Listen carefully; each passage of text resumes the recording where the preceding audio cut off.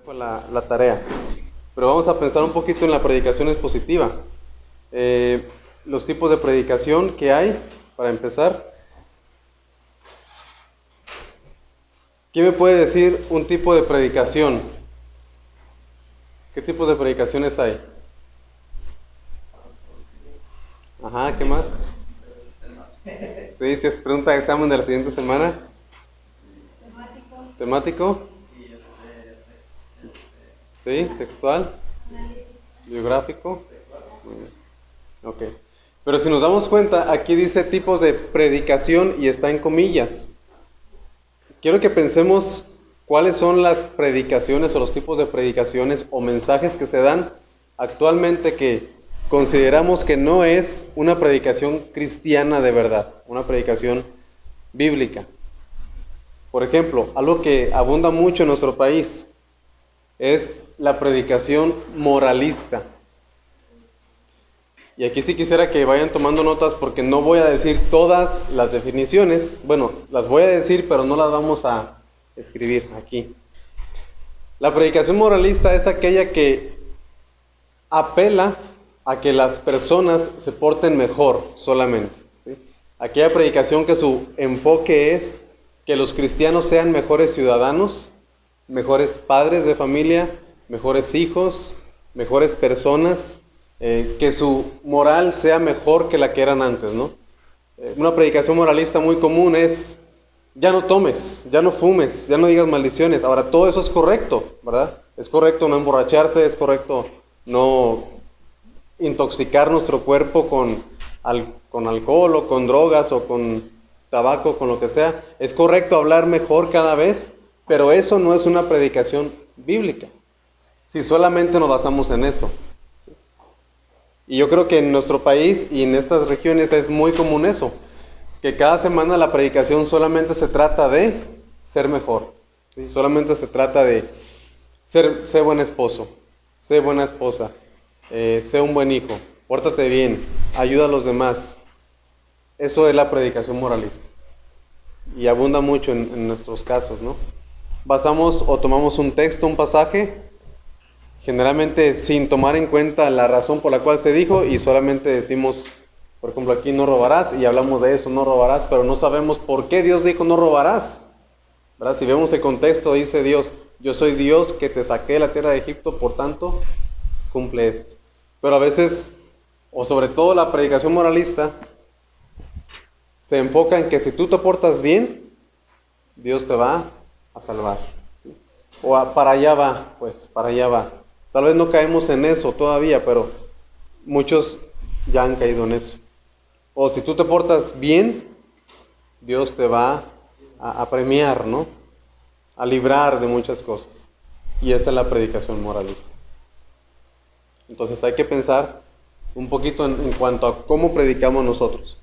Ahora, no significa que nunca vamos a apelar a eso, a que seamos mejores personas. Sin embargo, no debe ser solamente ese el tema. Ok, ¿aquí hay duda con la predicación moralista?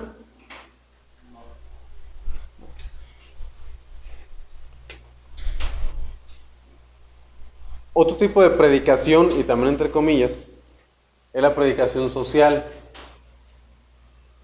O sea, la que nos invita a hacer el bien social, ¿sí? Eso no es tan común en nuestro país, porque somos un país del tercer mundo. Pero los países de primer mundo esa es su predicación, ¿no? O sea, como cristianos vamos a ayudar a los hospitales, o como cristianos vamos a pagar un servicio para que las personas de África o de otro país tengan agua potable. Como cristianos, o sea, siempre hacer el bien a la comunidad, un bien social a los demás. Esa es la predicación social que se ve mucho en otros países ricos como Estados Unidos, Inglaterra, Suiza y muchos lugares así. Se predica eso: vamos a hacer el bien común, el bien a los demás. Si todavía hay personas que están sufriendo problemas en la familia, o hijos que están así batallando con sus padres o cualquier cosa, se usa la predicación social, que como cristianos tenemos esa responsabilidad. Ahora, sí tenemos esa responsabilidad, pero no es la principal y tampoco es o debe de ser el tema de la predicación, porque si vemos las predicaciones en la Biblia no hay predicación social en sí. Otro tipo de predicación, entre comillas, y también es muy común actualmente, es la predicación para entretener, ¿sí? O la predicación motivacional. La puse en la misma, aunque se pueden ir divididas, ¿no? Predicación de entretenimiento es que solamente pues las personas se la pasan contando chistes, hablando de su vida personal, o hablando de los demás, o hablando de las cosas que están pasando sin pensar mucho en la palabra de Dios. Hay personas que siempre están cazando noticias para tener predicaciones para dar los domingos, ¿no? Predicación de entretenimiento.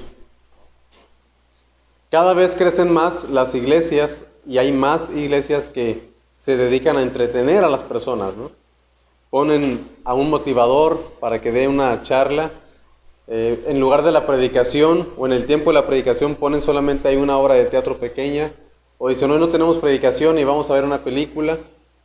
Todo eso es lo que ellos llaman la predicación de entretenimiento.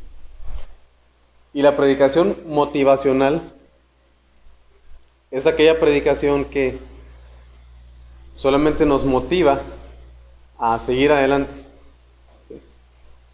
Y se toman pasajes pues fuera del contexto, ¿no? Como el famoso Filipenses 4:13 que ya hemos hablado mucho.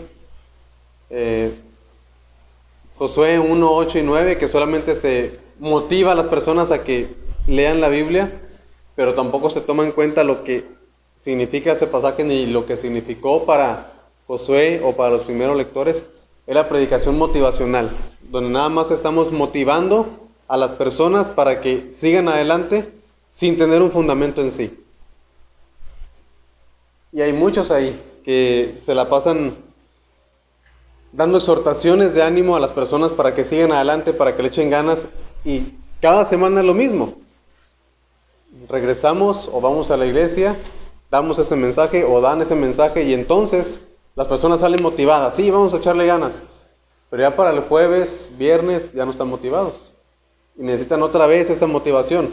¿Por qué? Porque su motivación viene de la predicación que se dio, pero no viene realmente de la palabra de Dios. Pronto ojalá y vayamos más entendiendo más eso. O sea, están motivados sin fundamento. Esa es la predicación motivacional, en la que se motiva sin un fundamento bíblico. Ok, hasta aquí. ¿Alguna duda o pregunta? ¿Han escuchado o han visto o han visto algún video de algún tipo de esta predicación? ¿O no? ¿Sí? Yo escucho mucho La Moralista, bastante. Bueno, no es que yo la escuche para edificación, pero sí escucho que se predica mucho. La Social, pues sé que existe, aunque no he escuchado mucho de eso, porque pues no. Generalmente aquí somos más como, ¿qué me va a dar a mí Dios, verdad? La palabra. Porque, pues no sé la razón, pero como que lo tenemos muy metido en nuestro chip. Y los que tienen al revés es, ¿qué voy a dar? ¿Cómo voy a bendecir a los demás? La Social. Y el entretenimiento motivacional, pues solamente busquen predicaciones de personas muy famosas y luego van a entender cuáles.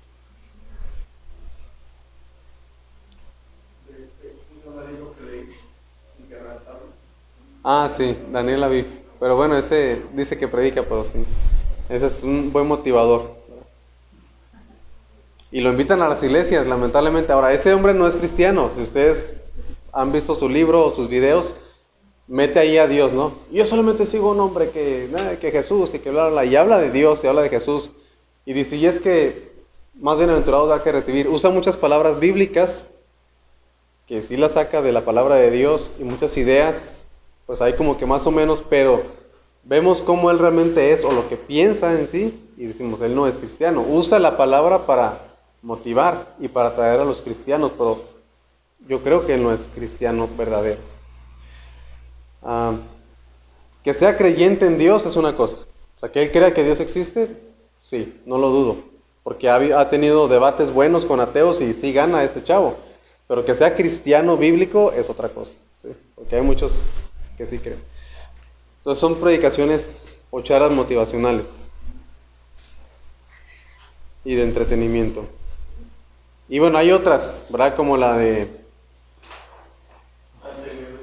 Sí, él es como de entretenimiento, ¿no? Pero ¿cuál es el evangelio? La prosperidad. También aquí la voy a poner después, ¿verdad? La prosperidad. Tú da y Dios te da. Tú da y Dios te bendice. Como Joel Austin y todos esos que están ahí. Son de prosperidad. Pues, es la predicación para el bienestar personal cuando Dios nos promete, no eso, sino realmente nos promete que vamos a batallar en este mundo, ¿no? De alguna u otra manera. Ahora sí, tipos de predicación ya verdadera, ya no está en rojo ni está en comillas. Esto es como un repaso de lo que ya vieron, entonces no voy a pasar mucho tiempo aquí, pero es la predicación temática que comunica verdades. La mayoría de los casos no es solamente un pasaje, son varios. Para predicar mejor temáticamente necesitamos conocer las doctrinas, para no salirnos de la doctrina bíblica, ¿no? Y se usa mucho para enseñar temas actuales, por ejemplo, el aborto, el divorcio, el matrimonio bíblico. O sea, vamos a hablar, ¿qué es el matrimonio de acuerdo a Dios? ¿Es una unión de dos personas o es una unión de un hombre y una mujer? Son dos cosas diferentes, ¿no? Esa es la temática. Pero tiene sus desventajas, ¿no? Como ya hemos visto. Bueno, aquí vamos a pensar más en las desventajas de la temática. Porque esto ya es del segundo parcial, ¿no? Entonces, estamos dándole más información sin que presenten el examen. La desventaja es que los textos están coleccionados y generalmente están desconectados. O sea, tomamos un texto de acá y otro de acá y otro de acá. O sea, lo que dijo Samuel y luego lo que dijo David y luego lo que dijo Moisés y luego lo que dijo Jesús y luego lo que dijo Pablo y luego lo que dijo Juan. Y lo juntamos. Puede ser que sí, le atinemos y estemos bien, pero corremos más el riesgo de equivocarnos y de desconectar mucho de su verdadero contexto del pasaje.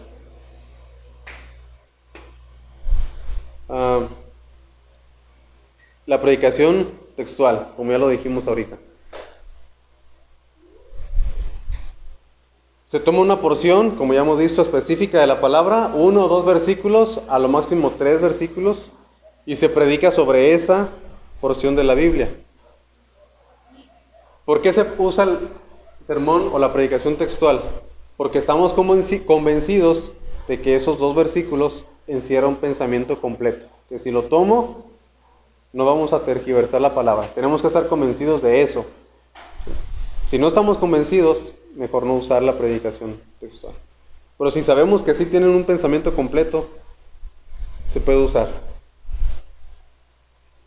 Es comunicado como está el versículo, como el sermón textual ilativo. La desventaja, como lo hemos dicho, incluso puede ser una pregunta de rescate, ¿va? Un texto fuera de contexto solo sirve de puro pretexto. Muy bien. Y hay una más larga y más, como que más trabajada. Un texto fuera de contexto solo sirve de pretexto para omitir el verdadero mensaje del texto. Ese parece trabalenguas. Esa no, ¿verdad? Espero la hayan escuchado. Otro peligro es presentar que la Biblia es como, lo hemos dicho, como un libro de recortes. O sea, tomo un texto y esto no tiene mucho que ver con el de acá, pero puedo tomar 2 diferentes ideas muy apartadas entre sí y predicar un día de una idea y otro día de otra idea. Y son como recortes, ¿no? Cada uno recorta como quiere, pero sí afecta al resto de la Biblia. La tercera es la biográfica, como ya la hemos visto. Una verdad bíblica a través de la vida de una persona o personas en las Escrituras. ¿Cuál es la desventaja de la predicación biográfica? ¿Cuál creen? A ver, digan. Una desventaja de la predicación biográfica. La desventaja porque la persona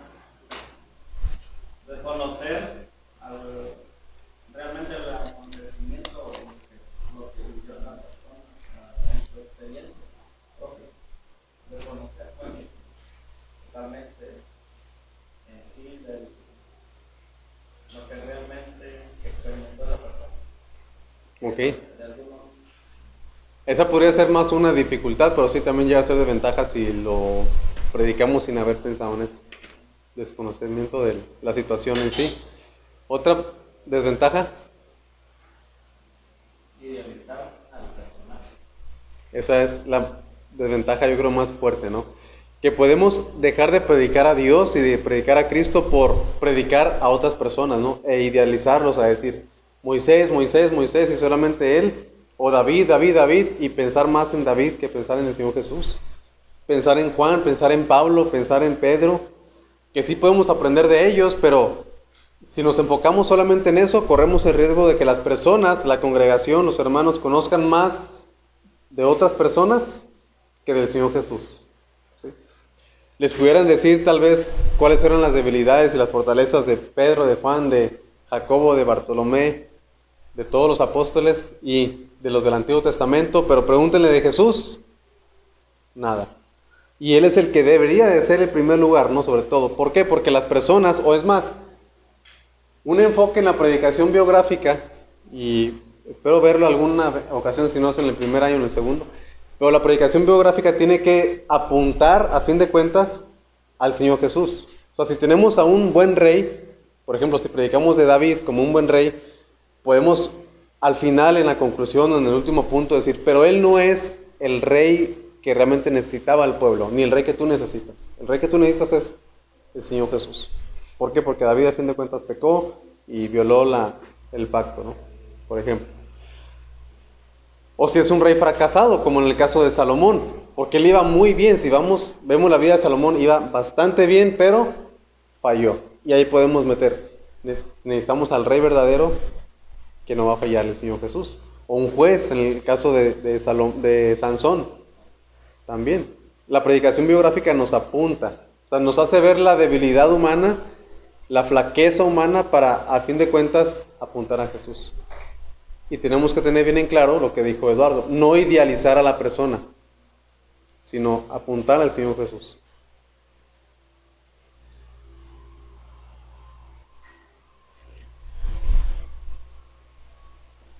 Hay pocas personas en la Biblia de la cual no se pueda juzgar. Si pensamos en Adán, pues ya. En Caín, pues en Abel, igual. Y nos vamos y podemos ir a todos tienen, como decimos, cola que le pisen, ¿no? Todos. Abraham, el padre de la fe, David, Salomón, Sansón, todos ellos tienen. La que ahorita se me viene así de pronto, así sin pensar mucho, es María, por ejemplo. No hay así mucho que tú digas, mira, aquí hizo ella algo malo. Pero ella misma dice, engrandece mi alma al Señor. O sea, ella misma dice, yo no soy. Mi espíritu se regocija en Dios mi Salvador. Ella misma, si los católicos leyeran Lucas 1 y 2, ella misma dice, yo no soy. Él es mi Salvador, necesita de Dios. Y a fin de cuentas en Juan 2 dice, hagan lo que Él le dice. O sea, ella apunta a Jesús también. Pero bueno. Entonces, esa es la predicación biográfica. Y la otra, que es la que vamos a pensar, es la predicación narrativa, que de hecho está siempre muy conectada con la predicación expositiva. Esa no la hemos visto todavía en clase, ¿no? Pero la narrativa es la que toma una historia y se predica de la historia. Por ejemplo, ¿se puede predicar todo el libro de Jonás en una predicación? Sí, se pierden muchos detalles y muchas cosas tal vez muy importantes, pero se puede hacer una predicación narrativa del libro de Jonás, de los 4 capítulos. O podemos predicar narrativamente el libro de Jonás. ¿Qué pasó en el capítulo 1? ¿Qué pasó en el 2? ¿Qué pasó en el 3? ¿En el 4? En 4 diferentes domingos. Pudiéramos hablar de la historia de Ruth, otra predicación narrativa, ¿no? La historia de Esther y cómo los judíos estuvieron a punto de ser exterminados, predicación narrativa.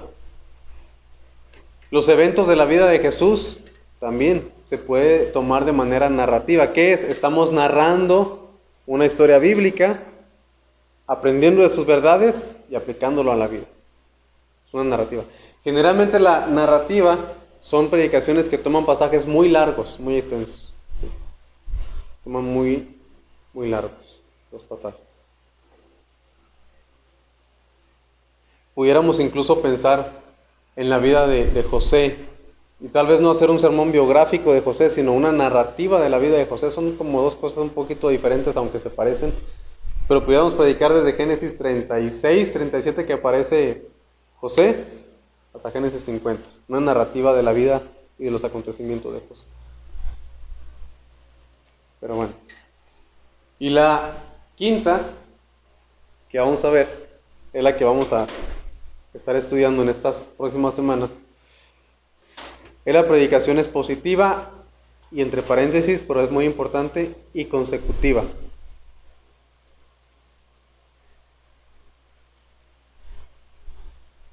O sea, que da el énfasis debido al contexto del pasaje y a su fondo histórico. Mensaje expositivo es el que predica el texto o pasaje dentro del mensaje del libro. Luego les voy a dar una buena o una estructurada definición, ¿no? A la luz de la situación histórica del escritor y de sus lectores. Okay. Voy a leer lo que tengo escrito, aunque no es la definición, pero para que lo tengan ahorita, si quieren tomarlo. Es el que da el debido énfasis al contexto del pasaje y a su fondo histórico. Es el que explica el texto o el pasaje dentro del mensaje del libro y a la luz de la situación histórica del escritor y de sus lectores. Pero el mensaje no se queda en aquellos años, sino que el mensaje de la predicación expositiva es traerlo a nuestros días y aplicarlo a nuestros días, a nuestra situación particular. Entonces, ¿qué es la predicación expositiva? Toma un pasaje, por ejemplo, vamos a pensar en Corintios, y aquí estamos en Corintios, ¿no? Segunda a los Corintios, capítulo 1, versículos del 3 al 7, por ejemplo. Y predicamos ese pasaje, segunda a los Corintios, capítulo 1, del 3 al 7, un domingo. ¿Lo podemos predicar expositivamente? Sí. ¿Qué tenemos que hacer para predicar expositivamente este pasaje? Lo que acabo de decir, ¿no? Tomar ese pasaje en su contexto de Corintios, pensar en la situación histórica de los Corintios, en la situación histórica de Pablo, explicar ese mensaje, ese pasaje, explicar lo que significó para los Corintios, por qué Pablo se los dice, qué esperaba Pablo al decirles todo eso. O sea, entender eso. Ahora, y luego aplicarlo a nuestra vida, ¿sí? Tomar puntos principales y eso y aplicarlo a nuestra vida. Ahora, pensemos, el siguiente domingo volvemos a predicar y queremos predicar expositivamente, pero ahora predicamos Primera de Pedro capítulo 2, del versículo 11 al 16. ¿Qué tenemos que hacer? Lo mismo, pensar primeramente. ¿Qué le dijo Pedro a los escritores? ¿Qué estaba pasando con los lectores originales? ¿Qué estaba pasando con Pedro? ¿Dónde estaba Pedro? ¿Qué significó para ellos? ¿Por qué Pedro lo dijo? ¿Va? Ahora, la siguiente semana predicaríamos de Santiago, capítulo 1, del 3 al 10. ¿Y qué vamos a hacer? Lo mismo. Primero establecer todo el contexto literario, histórico. Esa es para la pregunta, para las del jueves, ¿eh? Literario, histórico y ambiental. Muy bien, gracias. Esos tres contextos. Y establecer todo eso y estudiar, explicar y aplicarlo. Pero es mucho trabajo porque cada semana tenemos que estar investigando diferentes cosas. Por eso se recomienda más la expositiva consecutiva. ¿Qué significa eso? Que vamos a tomar un libro nada más o una carta y vamos a aprender. Por ejemplo, Romanos, que de hecho ahí ya vi su tarea, ¿verdad? La carta de Romanos y pensar, ¿por qué Pablo escribió Romanos? Ya algunos sí la atinaron. ¿Cuál era el propósito? Y luego pensar en ese propósito a lo largo de todos los 16 capítulos de Romanos. que Pablo tenía eso en propósito en mente. ¿Por qué le dice Pablo eso a los romanos? ¿Qué estaban pasando con ellos, con los romanos? ¿Ya eran creyentes, no eran creyentes? ¿Quién empezó la iglesia? ¿Por qué Pablo le dice eso? ¿Dónde estaba Pablo cuando les escribe? Todo eso, y luego la siguiente semana predicamos donde nos quedamos, pero ya no tenemos que volver a explicar todo porque ya en eso hemos estado estudiando a lo largo de 2 o 3 meses. ¿Sí? Pero si cambiamos de libro y queremos ser fieles a la predicación expositiva, ¿qué va a pasar? Vamos a llenarnos de información nosotros y a los hermanos. Y ya no sabemos ni qué va a pasar, ¿verdad? Eso era con los Corintios o con los Gálatas o con los Efesios. ¿Por qué? Porque nos han dicho mucho. Pero si nos enfocamos a decir, vamos a estudiar a los romanos este tiempo, ya sabemos qué era lo que estaba pasando y bajo qué propósito vamos a estudiar la carta y vamos a predicarla. Y se recomienda consecutiva por esa razón. Porque es más fácil para el predicador, para los hermanos entender también eso, y porque no vamos a salirnos tanto del tema. Okay. ¿Alguna duda, preguntas aquí? ¿Qué es lo que se está haciendo en cuanto a las cartas pastorales de Timoteo? Más o menos es lo que está haciendo el hermano texto. El hermano está exponiendo las cartas pastorales. Ahora, no sé, como no me he quedado todas, una cosa es una clase de una carta y otra cosa es una predicación. Casi lo hace Como predicación. Ah, ok. Sí tiene aplicaciones y todo, ¿no? Sí, entonces está bien. Ok, pega comentarios. Ah, ok. Bueno. O sea, todo lo que pone ahí son comentarios, incluso muchos con citas, o sea, con la referencia que es una cita de Comentarios. Calvino, una cita de donde Calvino está exponiendo el pasaje. Ajá, cuando él predicaba. Muy bien.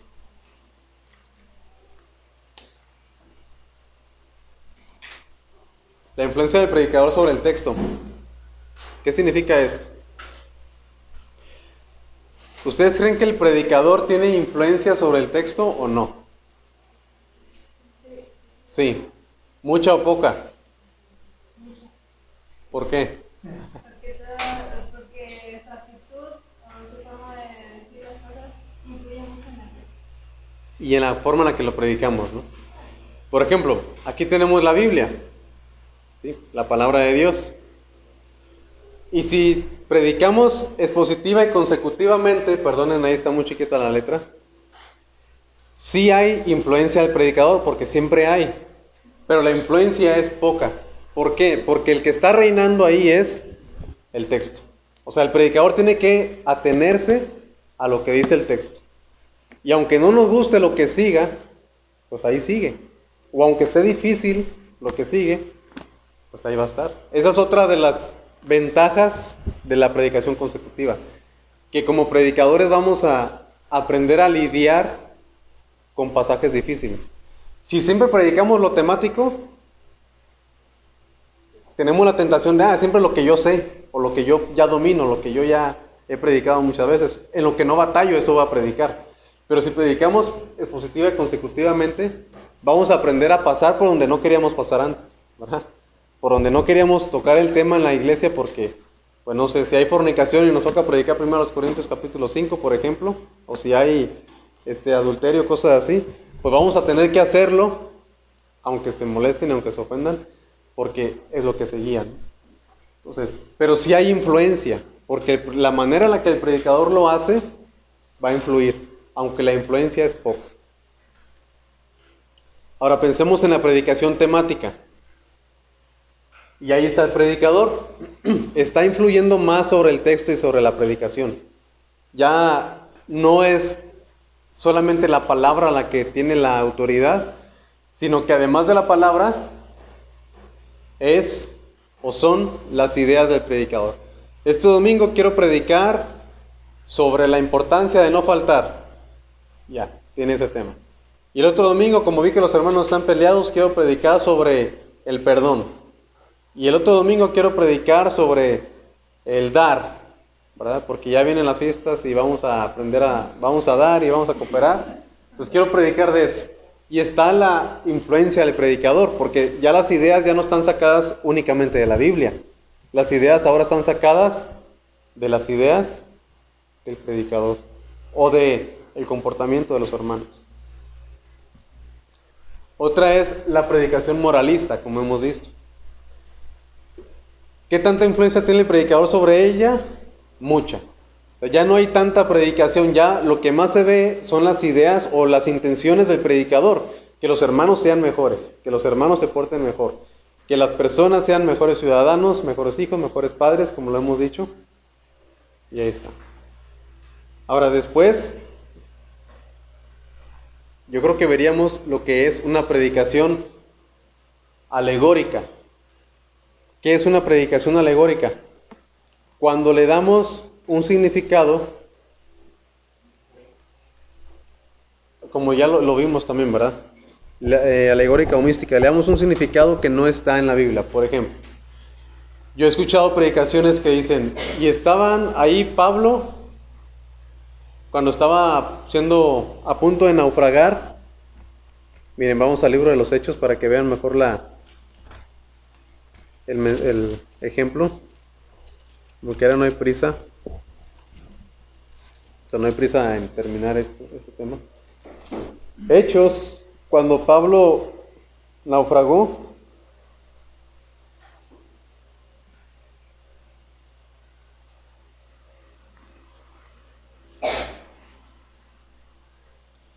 ¿qué fue lo que sucedió? Hechos capítulo 27.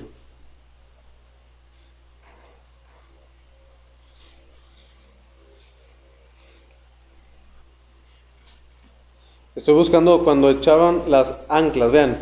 Hechos capítulo 27, versículo 29. Pablo estaba naufragando, ¿verdad? Estaba él a punto de morir, aunque Dios le había dicho que no iba a morir, pero estaba naufragando. Y dice en el versículo 29, y temiendo dar en escollos, echaron 4 anclas por la popa y ansiaban que se hiciese de día. Entonces la predicación alegórica te dice, ese naufragio de Pablo son como tus problemas. Entonces ya estamos alegorizando porque no significan los problemas, pero decimos, es como cuando tú estás en problemas porque te metiste en una tanda y ya no quieres pagar, no sé, cualquier cosa, que no tiene nada que ver con por qué Pablo estaba sufriendo esto, porque él estaba sufriendo por dar testimonio de Cristo, pero a veces alegorizamos eso. Y aquí vemos que Pablo echó las personas echaron 4 anclas por la popa, y esas anclas, yo lo he visto de primera mano, escuché a una persona que dijo, esas anclas son la fe, la esperanza, el amor y la palabra de Dios. Ahí está. Si tú quieres vencer esas tribulaciones, tienes que tener fe, tienes que tener amor a Dios y aguantar en amor. Ya parezco motivador aquí. Ya me estoy animando. Tienes que tener esperanza de que Dios no te va a dejar, sino que vas a seguir siendo fiel. Y tienes que tener bien fundamentada la palabra de Dios. Bueno, ¿qué eran estas anclas? Anclas, nada más. Pero a veces alegorizamos. Eso es alegorizar. Tomar un sentido que no está en la Biblia y hacerlo muy personal, muy subjetivo. Porque para mí significa eso, pero tal vez el hermano Rafa va a decir, no, para mí las 4 anclas son otras, ¿verdad? La comunión, la oración, y él va a decir otras. La consagración y la congregación, para que todas rimen en Sion. Y entonces ahí la influencia del predicador es más fuerte todavía, porque las ideas las está tomando él. Y esto inició desde principios de la predicación, porque la historia nos dice que de los mayores predicadores alegóricos fue Orígenes. Y ellos tomaban como alegoría el buen samaritano. Y decían, las monedas que le dio significan esto. El aceite significa aquello. Los golpes significan esto. El mesonero significa, y el mesón es esto, ¿no? Es una historia que solamente te está indicando qué tienes que hacer, ayudar al prójimo. Y ya, eso es todo lo que te está diciendo. No te está poniendo más. Y la alegoría cae en eso. Porque él puede decir esto, pero yo digo, no, para mí el mesón es otra cosa. Para él es la iglesia, pero para mí el mesón es mi casa. Y para el otro el mesón es un hospital, para las enfermeras, ¿sabes? Entonces, esa es la alegoría. Y hay que tener más cuidado con eso. Se ve un poco la predicación todavía porque se toma un texto, pero se alegoriza. Y la otra, que es ya la última, que de plano ya es la predicación hereje o la herética. O sea, lo que ya está completamente salido de la doctrina bíblica. Y ahí sí, el predicador es el que es el rey, ¿verdad? No es el texto, como cuando era aquí en la predicación expositiva y consecutiva. O sea, no podemos decir que no hay influencia, sí hay, pero es menor. Y entre más nos acercamos para allá, hay más riesgo de caer en el error. ¿Sí? No todos los que predican temáticamente están en error, pero hay más riesgo que si predicamos expositiva y consecutivamente. ¿Sale?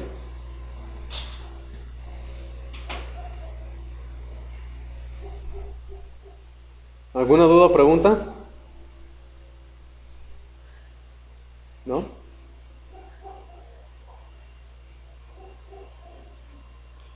Pensemos en unas ventajas de la predicación expositiva y consecutiva. ¿Para qué nos ayuda predicar expositivamente y consecutivamente? Nos protege de usar el texto de puro pretexto. Si aprendemos a predicar expositivamente, ya no vamos a usar el texto de puro pretexto, ¿no? Como el famoso Hebreos 10:25, que no sé cuántas veces ha sido predicado. No dejando de congregarnos, como algunos tienen por costumbre. Lo malo es que si es un domingo y llegan 2 personas, y pues como que el coraje, ¿no?, del pastor, o como que la molestia de que no llegaron todos y nada más llegan 2, voy a predicar de que se tienen que congregar. Oye, pero le estás predicando a los que sí llegaron.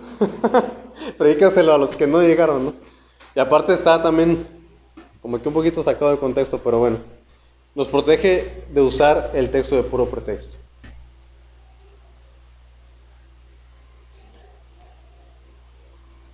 Esa es otra ventaja muy favorable. Sabremos de qué vamos a predicar la siguiente semana. Porque realmente es un problema cuando no sabemos qué vamos a predicar. No sé si les ha pasado, bueno, no sé aquí quién está a cargo de un grupo, no sé, bueno, Eduardo es el que ya está con los jóvenes, ¿verdad? No sé si le ha pasado que ya llega el sábado y ahora qué voy a predicar, porque pues ya prediqué de este tema, de este tema, de este tema, y se nos acaban los temas, o digo, es que voy a repetir, pero si sabemos, me quedé en Juan 1:34, ahora sigue Juan 1:35, no hay pierde. Ya sé que va a predicar y ya voy a aprender a estudiar con tiempo para no estar el viernes o el sábado, sino que ya sé que estudiar. Y podemos estudiar poco a poco. O sea, le doy una leída al texto el lunes, otra leída el martes, miércoles, y ya saco las ideas el jueves, y así podemos pensar. Pero la ventaja es que ya vamos a saber de qué predicar. Y no vamos a estar quebrándonos la cabeza cada semana. Y decir, híjole, ¿ahora qué voy a predicar? Número 3. Trataremos asuntos difíciles y complicados que muy probablemente no abordaríamos, es lo que comentaba ahorita, ¿no?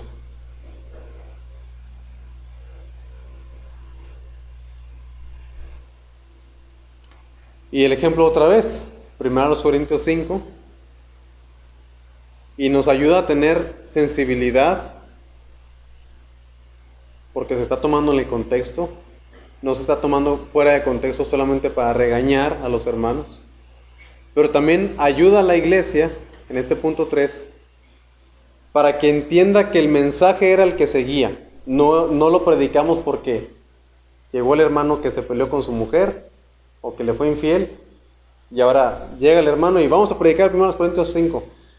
Si él sabe que era el pasaje que seguía, no tiene acusación contra el pastor, ¿verdad? Ni modo de que, hermano, ¿por qué predicó eso? Mira, la semana pasada terminamos el capítulo 4, hoy sigue el 5, por eso. Pero si sabemos que hizo eso y estamos predicando, no sé, de los atributos de Dios, por ejemplo, y luego llegó el hermano que, ahora voy a predicar 1 Corintios 5, vamos a hablar de la infidelidad. Duro en la cabeza. Pues entonces sí, hay, pues tal vez lo quisiéramos hacer en la carne, ¿no? Y los hermanos pues no tienen de qué acusarnos, van a saber que no estamos escondiéndonos de ellos. 4. Yo creo que con eso termino, me quedan 2 minutos. Da humildad al predicador. Nos hace humildes, ¿por qué? Porque vamos a dejar que Dios nos enseñe, nos vamos a topar con pasajes difíciles, pasajes complicados, pasajes que, ¿aquí qué? Porque nunca yo lo hubiera predicado, ¿no? Nos ayuda a que Dios nos enseñe, nos dirija. Nos ayuda a aprender mejor la palabra, porque a veces podemos pensar que hay pasajes que están como que insertados. No sé si les ha tocado cuando leen la Biblia, cuando la comparten. Estamos predicando y el predicador, bueno, el escritor va por un tema y luego mete otro tema y luego otra vez el tema que estaba antes. Y necesitamos saber por qué lo dijo, por qué cortó este tema y usó este como paréntesis. Y nos va a dar más humildad para entender mejor y para no sacar el texto fuera de contexto. Un ejemplo, primera a los Corintios, capítulo 13. Si alguien predica eso, o se usa mucho en las bodas, ¿no? El amor nunca deja de ser y todas estas cosas muy, muy románticas del amor en Corintios. Pero ¿por qué lo dijo Pablo? Porque en el capítulo 12 habla de dones espirituales y lo habla del amor y luego vuelve a hablar de los dones. ¿Por qué usa el amor ahí? Entonces nos da humildad, porque es... ¿Qué? ¿Sí? Es el regulador de los dones, ¿no? Porque ahí está hablando. Estás los dones, pero necesitas amor para hacerlos o para ejercer los dones. Pero si lo tomamos desconectado y si no pensamos en eso y decimos, bueno, ahora vamos a hablar del amor, sin tomar en cuenta el contexto, nos falta humildad. Vamos a hablar del amor porque Pablo está hablando de los dones y del servicio a la iglesia. En base a eso, predicamos de esto. Muy bien, hasta aquí le dejamos para esta semana. Falta otro, pero la siguiente semana, bueno, en 15 días, si Dios nos da vida.